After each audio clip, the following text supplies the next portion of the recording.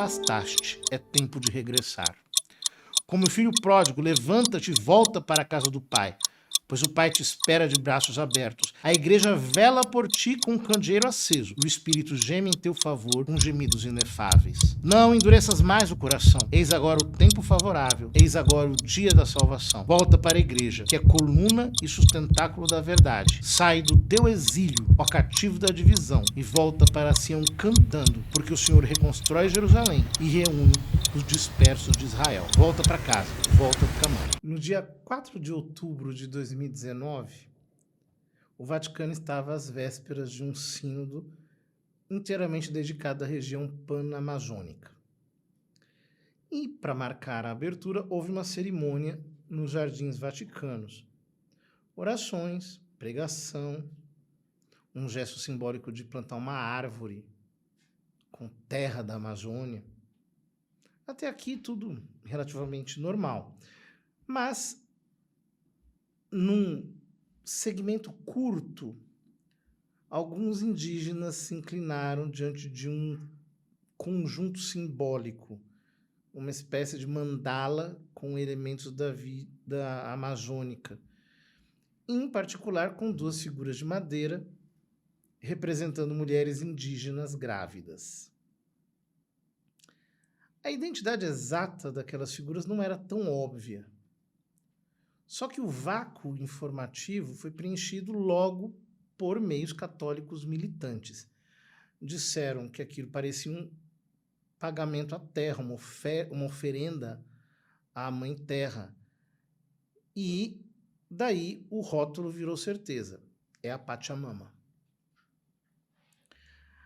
A partir daquele ponto, já não era mais uma hipótese.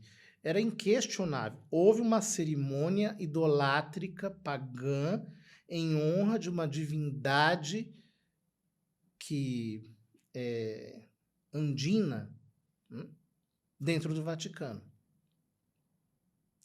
E aí, todo o povo católico fica exasperado. Ou seja, a narrativa acusatória já estava decidida. Qualquer explicação que se desse àquilo já seria tida como desculpa, passação de pano, para encobrir que a verdade era muito feia e que sim, a igreja havia caído em idolatria. Ora, um católico experiente sabe observar, esperar a poeira baixar. E logo diversos apologistas mais sensatos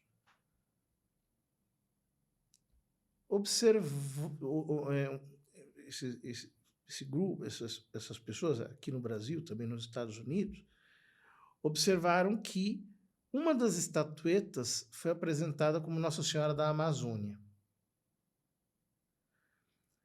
Depois, alguns porta-vozes do Vaticano esclareceram que as estátuas eram uma representação da vida e do povo amazônico que foram colocadas ali sem nenhuma intenção idolátrica. Ou seja, a coisa estava explicada, mas a maior parte dos católicos que se revoltaram estava fechada. Não conseguia entender. Para eles aquilo é pagão. Se não é Nossa Senhora claramente, é pagão. Ou seja, eles não conseguiam entender, por exemplo, que uma coisa possa ter significados diferentes, um para os indígenas, outro para os católicos. Só valia a explicação que os sites, esse novo magistério da internet, davam e que aquilo era a interpretação correta. Ou seja, os católicos começaram a ser acusados pelos tradicionalistas de serem ultramontanos. acusação que sempre foi dada a quem de fato era tradicionalista na igreja e, portanto, papista, unido intimamente ao Papa. Para quem não sabe, ultramontano é uma expressão que surgiu ali no contexto do Concílio Vaticano I, em que se defendia as prerrogativas do Papa sempre, e aqueles países galicanos, josefinistas, enfim, os países que não queriam aderir plenamente ao Papa, davam a essa causa, era o apelido de ultramontano, ou seja, para além dos montes onde está Roma, para cá dos montes é o norte da Europa, para além dos montes é onde está Roma. Ou seja, parece que tudo que o Papa diz é infalível. Se não é isso, não é catolicismo. Ora, quando as coisas são postas nesse nível, né? Não, você é um papista passador de pano, tudo que o Papa fala você vai legitimar, etc. E você não entende que esse Papa é liberal, está a favor dos liberais, está contra os conservadores, está contra aqueles que são os verdadeiros estandartes do catolicismo. Quando alguém coloca a questão nesses termos, é muito difícil sair disso. Eu vejo que, por exemplo, o pontificado do Papa Francisco incomodou muita gente. Muitos esperavam, por exemplo, da minha atitude uma atitude de ruptura ou de rejeição. Pelo contrário. Absolutamente o contrário. Certa vez, alguém me acusou de ultramontano e eu disse, eu sou ultramontano, sim. E não há nada de errado nisso. Isso é catolicismo. Eu estou unido ao Papa, ponto final. Ou seja, quando alguém coloca a questão nesses dois extremos, ou tudo que o Papa diz é infalível, ou tudo que o Papa diz pode ser julgado, inclusive deve sê-lo quando não é um julgamento definitivo, um ato definitivo do magistério, tudo fica muito difícil. Porque, vejam, uma coisa é clara, os papas podem errar em termos prudenciais, eles não são impecáveis. E, portanto, nós não podemos transformar todo fato em apostasia. Nós temos que ter bom senso. Ou seja, quando você entra num sistema em que a posição correta é entendida como a contestatária, ser ultramontano vira sinônimo de ser cego. Ou seja, vira sinônimo de, independentemente do que aconteça, logo eu vou sempre defender o Papa, mesmo contra a evidência. Ora, vamos aqui rapidamente fazer uma pequena incursão histórica. O que é o ultramontanismo? Por que ele nasceu? A gente tem que voltar ao século XIX. Toda a Europa estava atravessada por ideias de progresso, autonomia, secularização do Estado. Os Estados nacionais estavam ganhando cada vez mais autoridade e havia uma suspeita contra toda e qualquer autoridade religiosa. O mundo moderno olhava para a igreja como se ela estivesse condenada a ser parte de um medioevo obsoleto. Ou seja, a igreja estava presa no passado, segundo essa visão. E, de fato, no século XIX, a igreja se defende. Ela reage, não por nostalgia, mas pela necessidade de proteger a sua liberdade de anunciar o evangelho sem a tutela do Estado. Outro fato decisivo é que o Papa estava perdendo a sua autoridade territorial. Os estados pontifícios foram estados efetivamente construídos pela igreja. A igreja construiu tudo: portos, escolas, avenidas, estradas. A igreja realmente fez tudo, mercados. Os estados pontifícios eram mesmo, digamos, por direito da igreja. Quando, depois da crise napoleônica, os liberais italianos tiraram os estados pontifícios da igreja e trancaram o Papa no Vaticano, por assim dizer, Pio IX ficou prisioneiro do Vaticano até Pio XI, quando foram estabelecidos os tratados lateranenses. Então,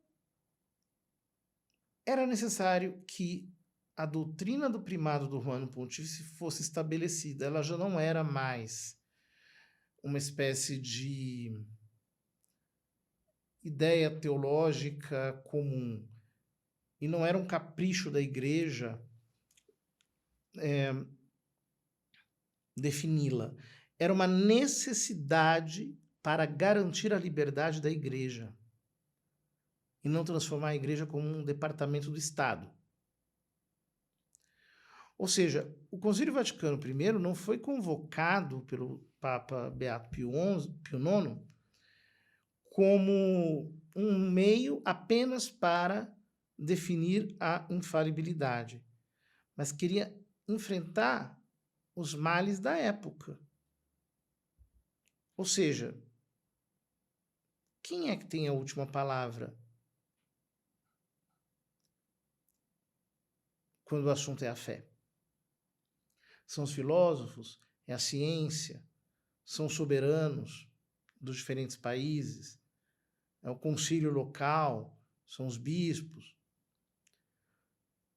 E, é claro, no Concílio Vaticano I, a facção ultramontana vence, apesar de não receber tudo o que desejava.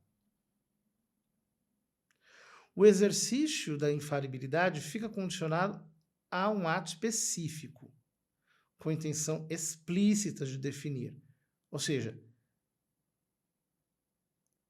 o exercício da infalibilidade fica restrito à formulação ex cátedra, quando o Papa define uma verdade de fé. E isso é mais restritivo do que muitos maximalistas imaginam. É aqui que, digamos, entra o tema dos graus de certeza do magistério. Ou seja, uma definição ex cátedra dada pelo Papa sozinho ou pelo Papa com concílio é verdade de fé católica garantida pelo carisma da infalibilidade. Porém, isso acontece em raríssimas condições. Então, nós temos diante da mesma verdade de fé duas atitudes. A atitude minimalista, aquela que enxerga a infalibilidade como se ela estivesse aprisionada a um ato formal pelo qual o Papa declara, define uma verdade de fé, e os maximalistas que tratam a infalibilidade como se ela fosse uma espécie de vontade permanente do Romano Pontífice no seu modo de ensinar. Ora, essas duas atitudes fizeram com que os teólogos liberais, não estou falando dos teólogos ultramontanos, utilizassem como desculpa a especulação em temas que não foram definidos solenemente pelo Romano Pontífice. Então vejam, isso que os liberais faziam, hoje quem fazem são muitos tradicionalistas. Por exemplo, quando dizem assim, o Concílio Vaticano II, em palavras de Paulo VI na conclusão, foi um exercício do magistério ordinário. Portanto, o Papa e o Concílio não empenharam o carisma da infalibilidade. Logo, isso tudo pode ser discutido. Isso tudo é discutível. Eu via um monge falando esses dias algo parecido.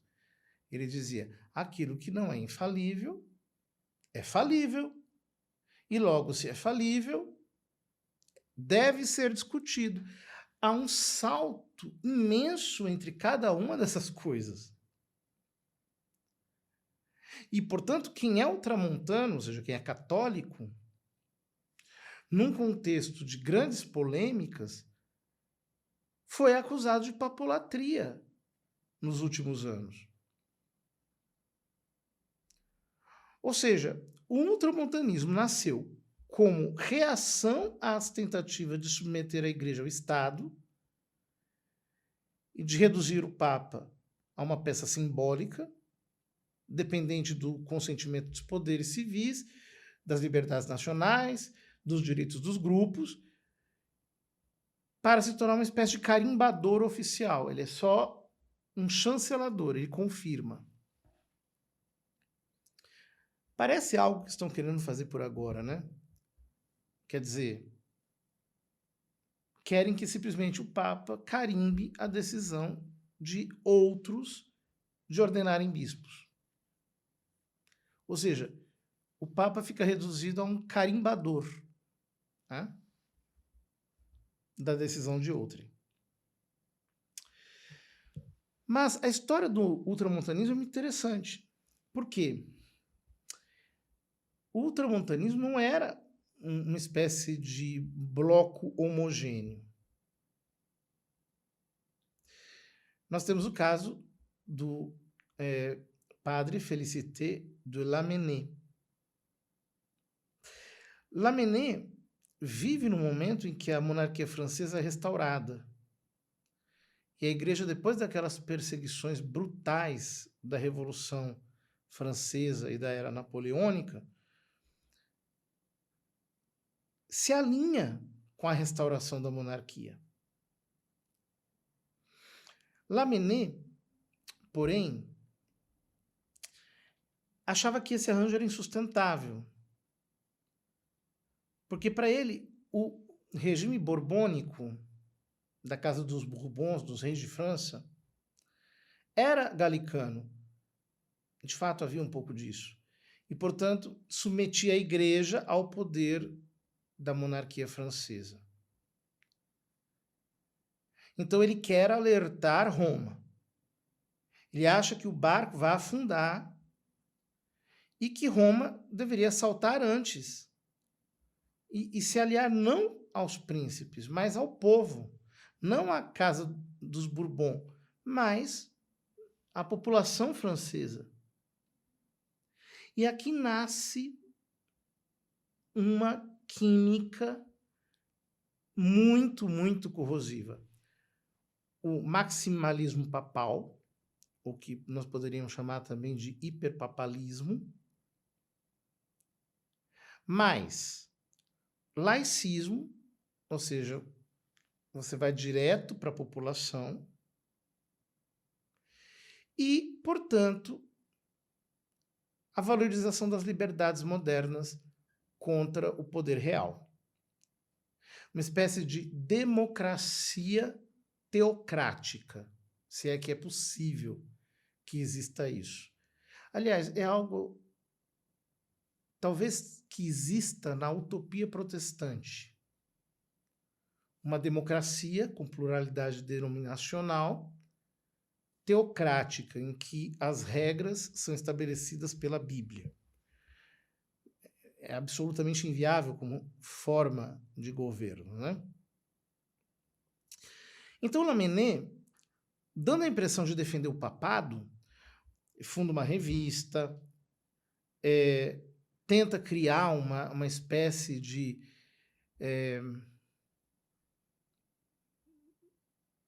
síntese entre a exaltação do papado e o ideário liberal.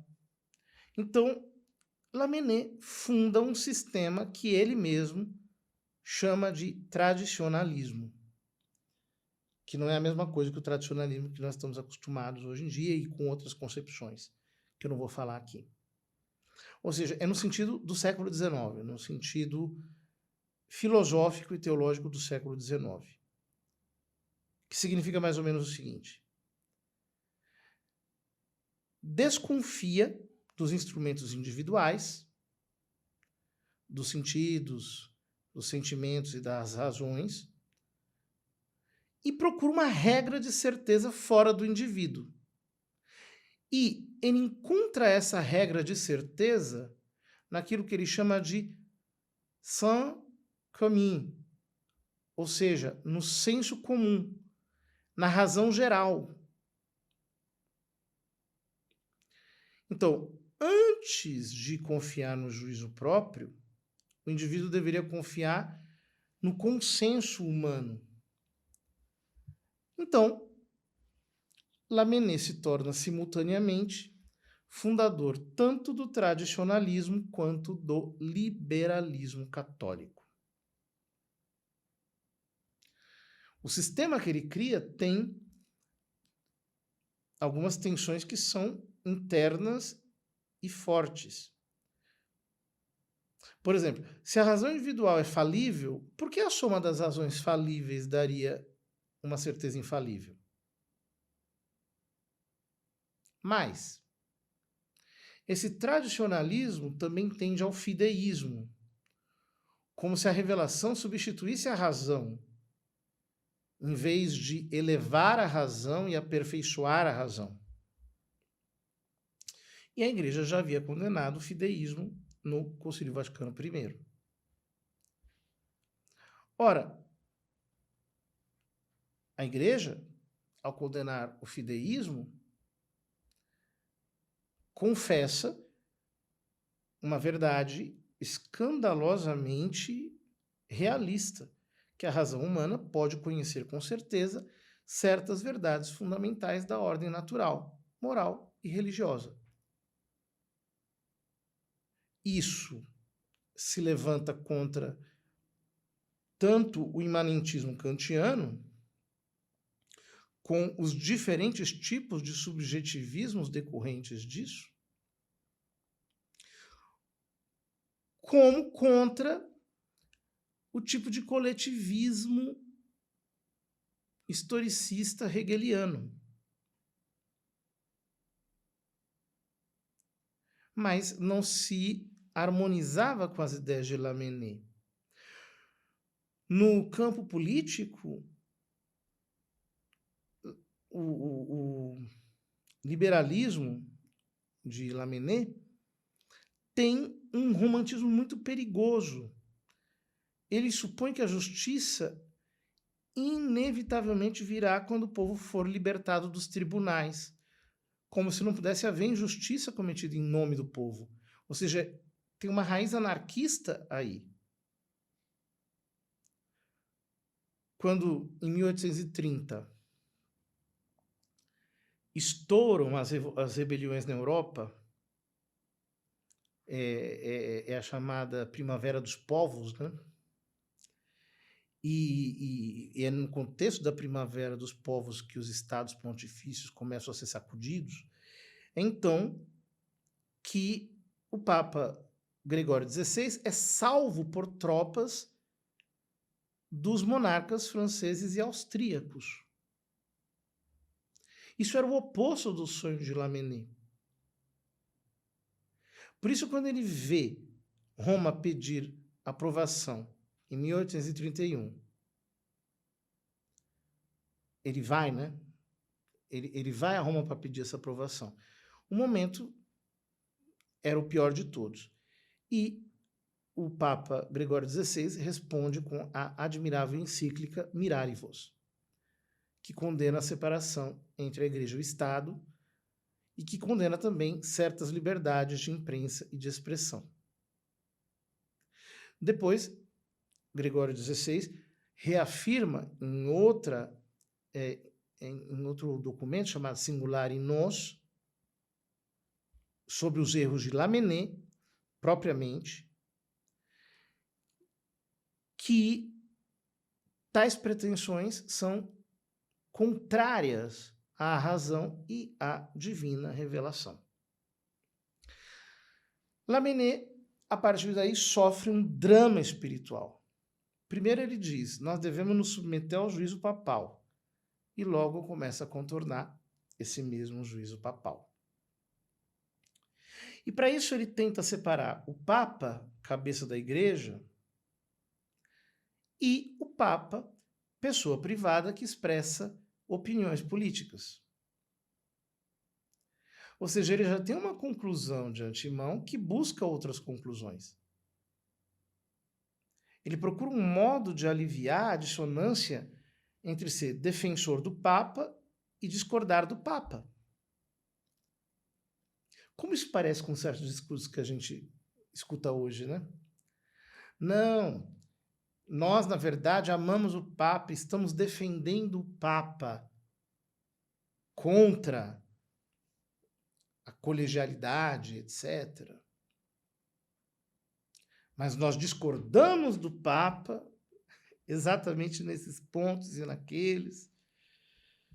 Ou seja, quando você tem um choque entre ideias teológicas e políticas, no caso de Lamennais, as ideias políticas prevalecem. Ele passa a desprezar o pontífice como mais um monarca, como um príncipe qualquer. Ele retira do Papa o caráter de infalível, que antes ele atribuía até de maneira maximalista a ele, e transfere essa infalibilidade para o povo. Como é que termina Lamennais? Demitido do estado clerical, apóstata do catolicismo, professa um humanismo progressista e muito vagamente espiritual. Ou seja, aqui a gente não quer falar mal de Lamennais, estamos apenas mostrando a engrenagem. Ou seja, quando a tradição vira remédio contra a razão e depois a política vira tribunal da fé, a crise vai terminar em ruptura. E é isso que vai preparar o Concílio Vaticano I para que ele faça o que fez doutrinalmente. Ele condena tanto o fideísmo quanto o tradicionalismo e professa a harmonia católica entre a fé e a razão. Isso acontece na Constituição Dogmática Dei Filius do Concílio Vaticano I, em que a Igreja diz expressamente que há dois modos de conhecimento, um pela razão natural e outro pela fé divina. E embora os mistérios da fé excedam a razão pode alcançar uma certa compreensão quando busca de um modo persistente, piedoso, sóbrio.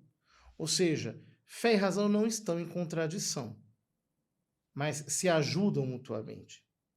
A razão estabelece os fundamentos da fé e, iluminada pela fé, desenvolve ciência das coisas divinas. A fé livra a razão dos erros e a protege. Basicamente, essa é a doutrina do Vaticano I, né? Quer dizer, os fundamentos da fé são estabelecidos pela divina revelação, mas eles são racionalmente recebidos.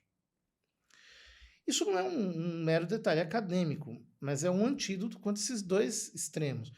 O do racionalismo, que quer dissolver a fé em crítica, e o fideísmo, o tradicionalismo, que quer dissolver a razão numa espécie de salto cego que parece ser pietista, no fundo, em última análise. Portanto, o concílio fecha o caminho para a ideia de que tradição seja a regra suprema que substitui a razão. Tradição aqui entendida como consenso humano, né? Não no sentido de tradição divina, da tradição que foi entregue por Cristo aos apóstolos e os apóstolos para a igreja. Ou seja, o alvo principal do Concílio Vaticano I era o tradicionalismo, mas também o Concílio Vaticano I estava atacando um perigo mais antigo e mais perigoso, em voga naqueles dias, que é o galicanismo. Para entender o galicanismo, a gente precisa voltar ainda mais. Temos que recuar até o século XVII. O Papa Inocêncio XI entra em choque com o absolutismo de Luís XIV. O Luís XIV, que era conhecido como o rei mais esplendoroso, né, da França. Então, o clero fica dividido. De um lado, a lealdade religiosa ao Papa, de outro, a lealdade secular ao rei Luís XIV. Então, em 1682, a Assembleia do Clero de França redige uma declaração em 4 artigos que fica conhecida como Declaração Galicana.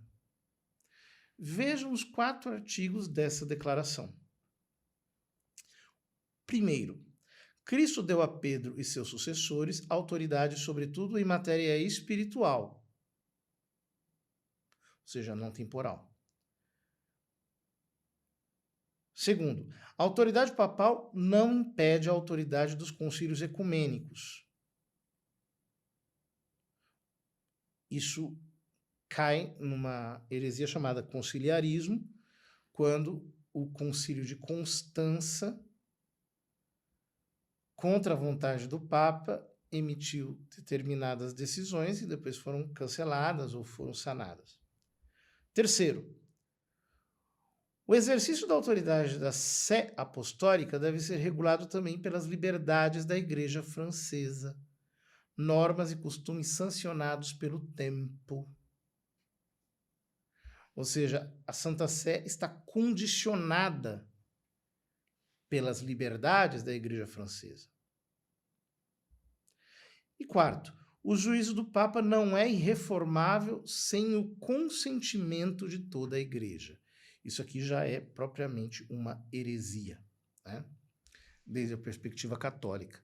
Quer dizer que para um juízo do Papa ser irreformável, toda a Igreja deve anuir, deve consentir.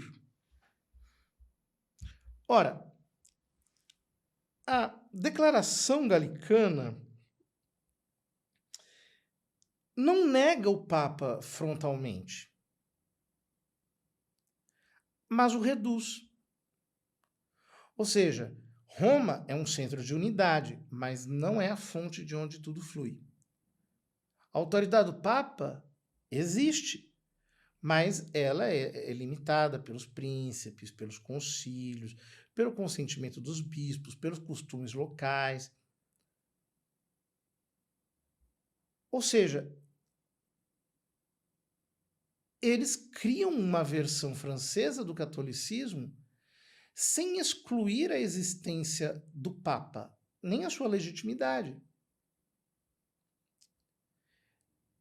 E o fazem com a seguinte alegação: isso está mais de acordo com a Sagrada Escritura e com a palavra tradição. A tradição passa a ser usada como bandeira. Ou seja, nós não negamos o Papa, mas nós negamos os excessos do papado que se manifestam nos últimos tempos. Ora, é aqui que também nós enxergamos paralelismos impressionantes, né? Em vez de eles descaradamente dizerem nós queremos controlar a igreja, eles dizem nós queremos proteger a tradição antiga contra as inovações ultramontanas.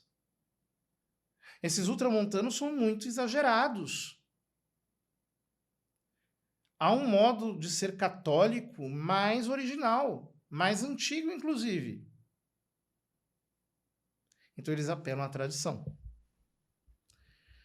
Em 1691, o Papa Alexandre VIII escreve a bula Inter Multiplices, declarando essa declaração francesa de 1682 como nula e sem autoridade. Só que ele não condena o galicanismo abertamente, porque ele tem medo das represálias políticas que ele poderia sofrer da França, que era a grande potência imperial da época. E essa, digamos, cautela papal abre espaço para que os galicanos interpretem a bula de uma maneira, digamos assim, generosa. Como se o galicanismo ainda fosse uma opinião aceitável. E aí o galicanismo transborda para os outros países. No século XVIII, os políticos estatistas percebem que os princípios galicanos podem servir para criar igrejas nacionais que são mais leais ao rei, que são mais leais aos bispos, ou ao bispo local, do que ao Papa. Então, surge o febronianismo na Alemanha. Tem esse nome por causa do clérigo Febronius, que fez, digamos assim, a declaração de tipo galicano, que criou essa mentalidade na Alemanha, o josefinismo na Áustria, com o imperador José II, que também queria fazer uma reforma política com essas ideias mais inspiradas no iluminismo. E aí, o que acontece? Quando explode a Revolução Francesa, a Assembleia Constituinte aplica os princípios galicanos na chamada Constituição Civil do Clero. Confiscos, reorganização unilateral de dioceses, domesticação do corpo eclesial. Vejam, que coisa impressionante. Existem grandes homens que eram galicanos. Bossuet, por exemplo, é o maior pregador francês do século XVII, possivelmente. Era o pregador oficial da Casa Real, era galicano.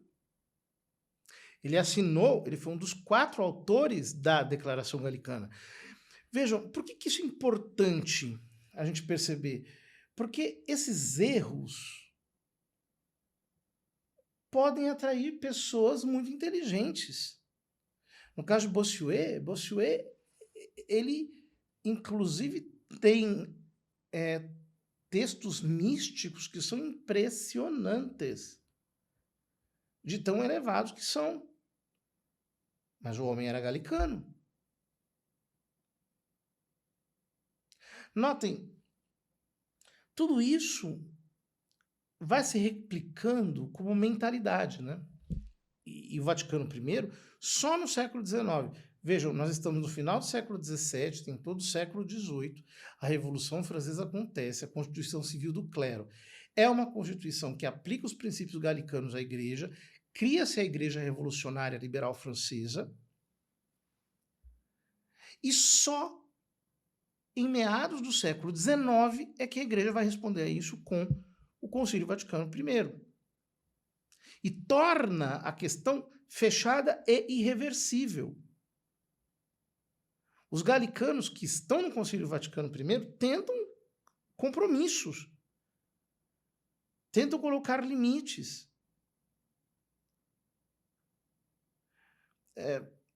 O cardeal Guidi, quando a definição dogmática já estava consolidada, então ele tenta colocar uma distinção sutil, né? Ele diz, não coloquemos que a pessoa do Papa é infalível, mas o ato de definir o dogma é infalível.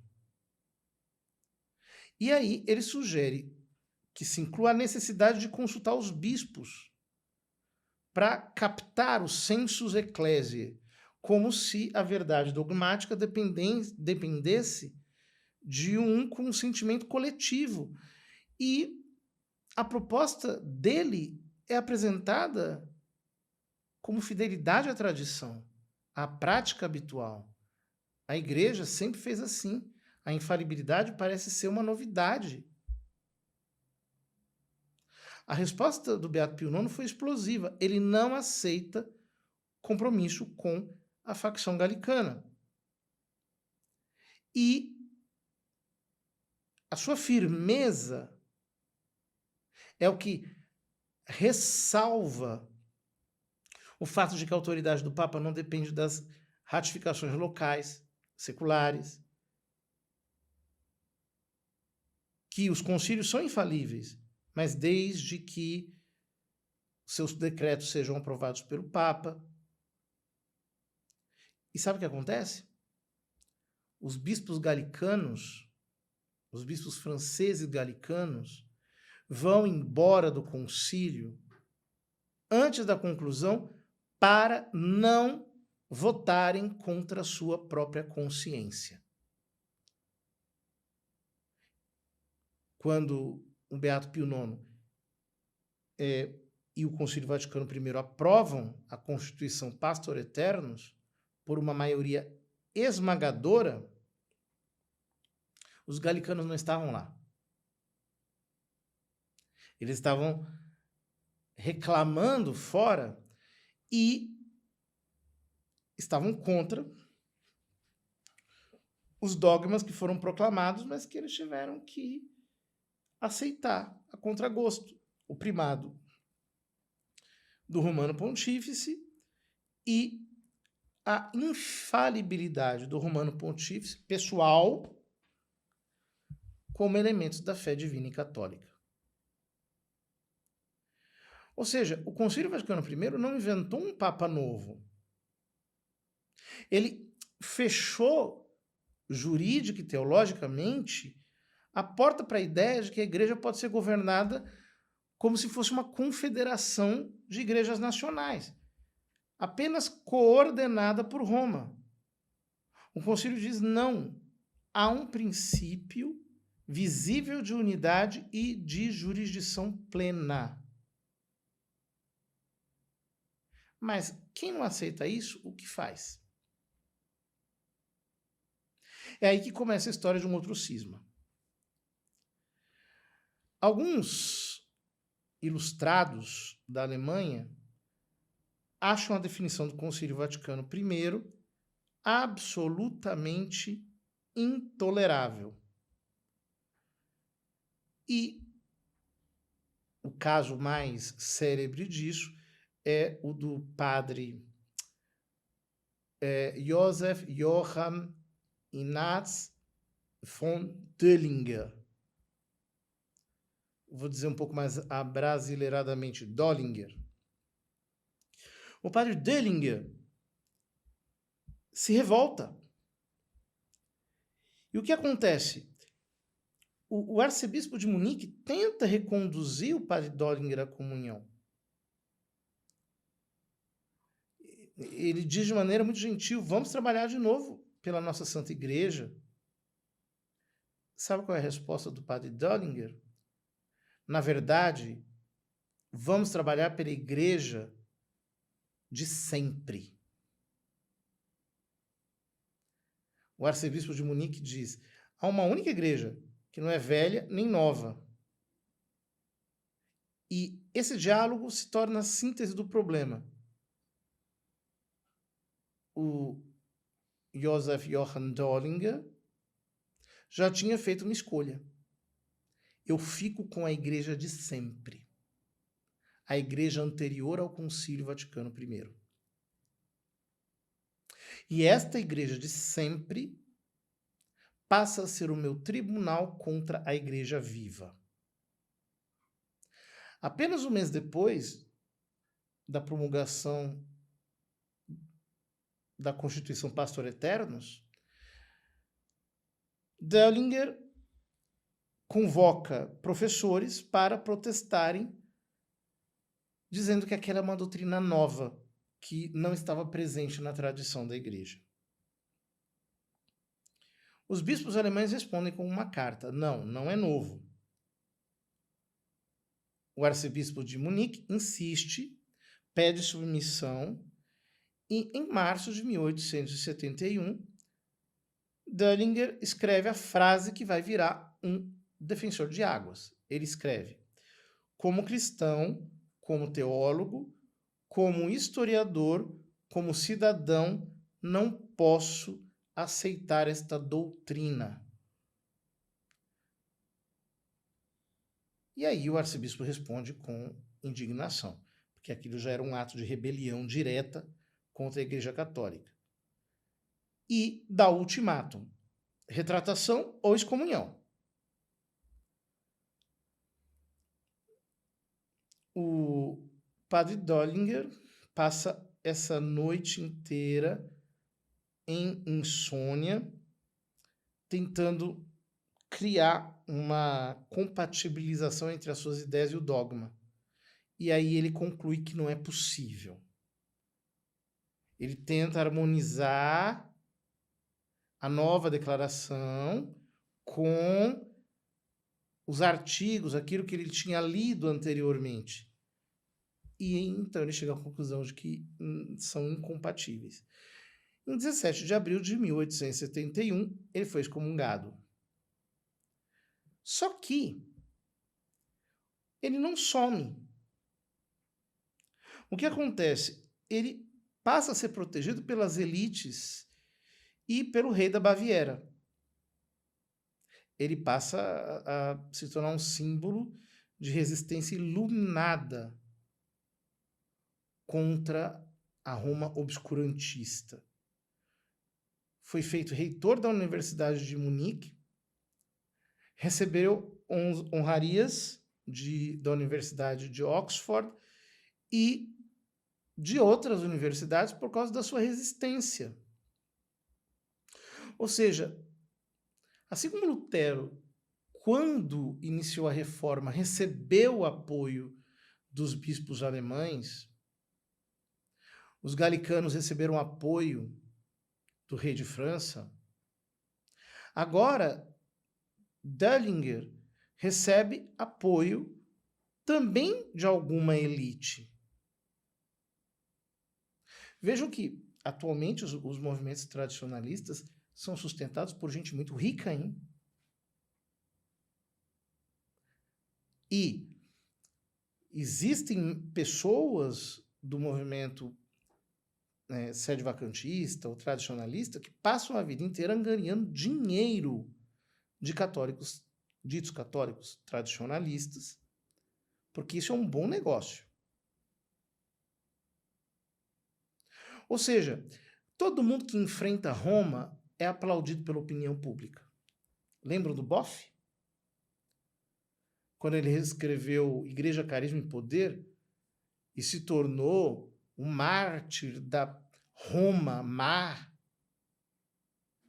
e foi canonizado pelos jornais, pelas revistas, etc. O elogio secular acaba funcionando como incenso para o rebelde. Agora, a gente está vendo aí o caso do padre Ravagnani, como está sendo incensado. Aliás, e dizem, né? Nossa, você é uma luz contra o atraso da igreja. A igreja é má. Você, Ravagnani, que agora já não é mais padre, né? Do ponto de vista canônico, você é a luz. É assim que funciona. Aqueles que permanecem ao lado da igreja sempre vão levar paulada, minha gente. Paulada dos de dentro, paulada dos de fora, paulada dos avançados, paulada dos atrasados. Vai ser sempre assim. Ora, como Döllinger permanece no debate, então um grupo de católicos se junta no seu entorno e se autodenomina véteros católicos, em oposição aos neocatólicos, que teriam abraçado as supostas inovações do Concílio Vaticano I. O nome não é neutro. Ele já contém um julgamento. Nós somos os vétero-católicos. Papa Francisco, numa das suas entrevistas no avião, falava acerca dos vétero-católicos, dizendo que eles começaram querendo conservar a fé antiga e acabaram por ordenar mulheres, como fazem hoje. Ou seja, o nome já é um julgamento contra a Igreja Real. A ruptura é vendida como se fosse uma fidelidade à antiguidade. Esse rótulo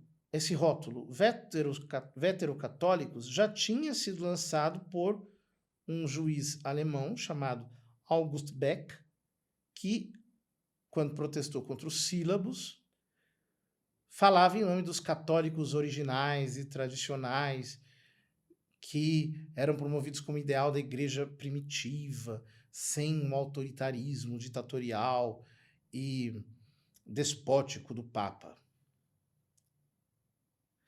Ora, com as conferências dadas pelo Döllinger e por outros teólogos acadêmicos, eles todos eram gente da universidade. Eles acabaram fundando uma nova religião, uma nova igreja, que se considerava a guardiã da fé de sempre.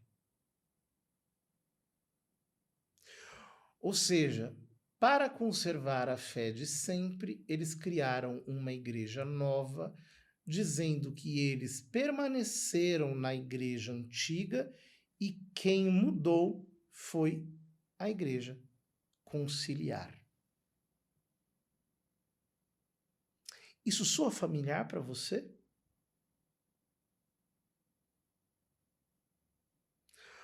Veja, é uma lógica. Se você declara que a igreja, reunida num concílio ecumênico, em comunhão com o Papa, definiu algo novo e ilegítimo, e você se recusa à submissão, se você precisa continuar sendo igreja fora da comunhão com a igreja, ou seja, não tem jeito, você vai ter que montar uma estrutura eclesial alternativa, senão você fica no ar. Senão você fica só discordando.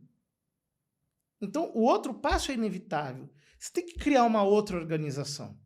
uma organização independente, uma instituição juridicamente